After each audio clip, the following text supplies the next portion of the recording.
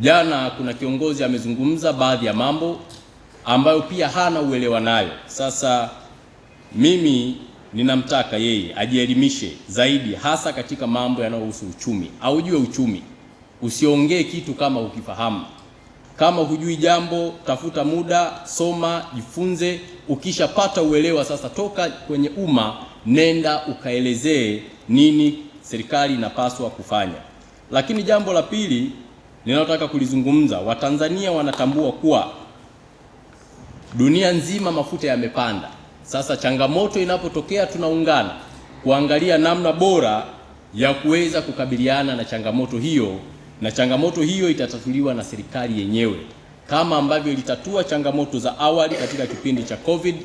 Wakati wa vita ya Urusi na Ukraine, ruzuku ilitolewa, na wakati huu tunaamini serikali itakwenda kuchukua hatua madhubuti za kuweza kusaidia. Baadhi wanasema tozo zipunguzwe, tozo zifutwe, zisiwepo. Nchi yoyote duniani inaendeshwa kwa kodi.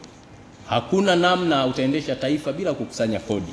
Kodi hizo ndo zinasaidia barabara ziwepo, hospitali ziwepo, miundombinu ya reli iwepo.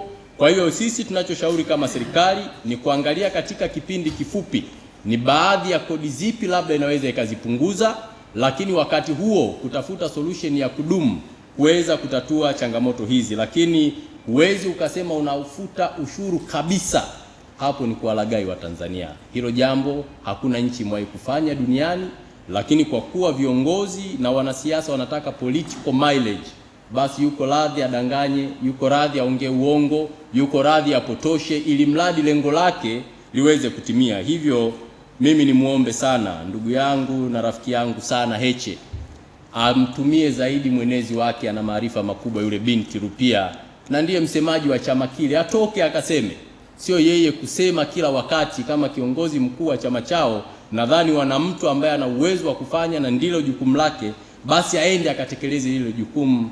Yule dada yetu Rupia ana uwezo wa kusema mambo mengi, labda kama hawamuamini katika usemaji pengine inawezekana, lakini nadhani yeye ni kiongozi mkubwa. Huwezi kumwona mzee Wasira kila saa anaongea na vyombo vya habari, kwa sababu mifumo ya vyama lazima iheshimiwe. Kwa hiyo ndugu yangu Heche ajielimishe, ajue mambo ya uchumi, mambo ya dunia, asiwe anaongea bila kuwa na takwimu, bila kuwa na data, na asiongee kwa upotoshaji.